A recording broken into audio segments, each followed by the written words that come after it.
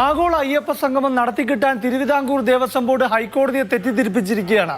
അതിന്റെ തെളിവാണ് മാതൃഭൂമി ന്യൂസ് പുറത്തുവിട്ട ദേവസ്വം കമ്മീഷണർ ബി സുനിൽകുമാറിന്റെ സെപ്റ്റംബർ 15 ഈ ഉത്തരവ്. ദേവസ്വം ഫണ്ടിൽ നിന്ന് 3 കോടി രൂപ ആഗോള അയ്യപ്പ സംഗമത്തിന് ചെലവഴിക്കാൻ നൽകിയ ഉത്തരവ് പുറത്തു വന്നതോടെ ദേവസ്വം ബോർഡ് ആവേശത്തോടെ രംഗത്തിറങ്ങിയിരുന്നു.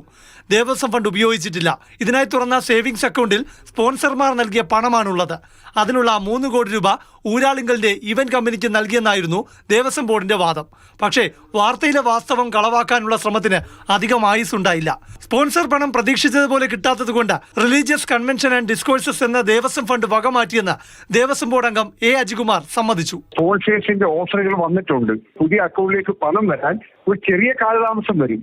ഇപ്പോൾ താൽക്കാലികമായിട്ടുള്ള എക്സ്പെൻസ് മീറ്റ് ചെയ്യാൻ വേണ്ടിയിട്ട് അഡ്വാൻസ് വെച്ച് ഉപയോഗപ്പെടുത്തുക. ഈ സ്പോൺസേഴ്സിന്റെ ഫണ്ട് അക്കൗണ്ടിലേക്ക് വരുമ്പോൾ ഇവിടേക്ക് ഇതിനാണ് തിരിച്ചടയ്ക്കുക. സത്യം ഒരുപാട് കാലം മൂടി വയ്ക്കാനാകില്ല. ദേവസ്വം ഫണ്ട് വകമാറ്റി ഹൈക്കോടതിയെ തെറ്റിദ്ധരിപ്പിച്ചതിന് ഒരു ദിവസത്തെ പോലും ആയുസ്സുണ്ടായില്ല. ദേവസ്വം ഫണ്ട് വകമാറ്റിയത് ദേവസ്വം മന്ത്രി തന്നെ തുറന്ന് സമ്മതിച്ചു. ആദ്യഘട്ടത്തിൽ മുൻകൂട്ടി ദേവസ്വം ബോർഡിന്റെ അക്കൗണ്ട് വഴിയാണ് ഈ സ്പോൺസർമാരുടെ പണവും വരുന്നതെങ്കിൽ മുൻകൂട്ടി അവർ പണം ചിലതിൽ അഡ്വാൻസ് ചെയ്യും. അത് അവരുടെ സ്പോൺസർമാരുടെ പണം വരുമ്പോൾ തിരിച്ചു വരവ് വെച്ച് അത് ദേവസ്വം ബോർഡിന് ബാധ്യതയില്ലാതായി മാറും. ഇതാണ് അവർ വിശദീകരിച്ചത്. ആ രൂപത്തിൽ ഈ കാര്യങ്ങൾ വരും 45 ദിവസത്തിനുള്ളിൽ മുഴുവൻ വരവിയലവ് കണക്കും വരുമ്പോൾ നിങ്ങളുടെ ഈ സംശയമെല്ലാം ദൂരീകരിക്കും. ഇനി അയ്യപ്പ സംഗമത്തിനുള്ള ചെലവ് എങ്ങനെ കണ്ടെത്തുമെന്ന് ആഗോള അയ്യപ്പ സംഗമത്തിന് മുൻപ് ഹൈക്കോടതി അറിയിച്ചത് എന്താണെന്ന് ദേവസ്വം മന്ത്രി പറഞ്ഞത് കൂടി കേൾക്കാം. അത് ഏതെങ്കിലും തരത്തിൽ സർക്കാരിൻ്റെ പണം ദൂർത്തടിക്കാനോ അല്ലെങ്കിൽ ബോർഡിൻ്റെ പണം എടുത്ത് ചെലവഴിക്കാനോ അല്ല.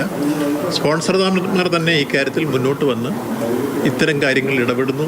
അപ്പോൾ എല്ലാ അർത്ഥത്തിലും സുതാര്യമാണ് ആഗോള അയ്യപ്പ സംഗമം. ചെലവ് വഹിക്കാമെന്ന് ഏറ്റ സ്പോൺസർമാരുടെ പണം സ്വരൂപിച്ച് 45 ദിവസത്തിനകം ഹൈക്കോടതിയിൽ കണക്കുണ്ടാക്കി നൽകാൻ ദേവസ്വം ബോർഡ് കടും പ്രയത്നത്തിലാണ്.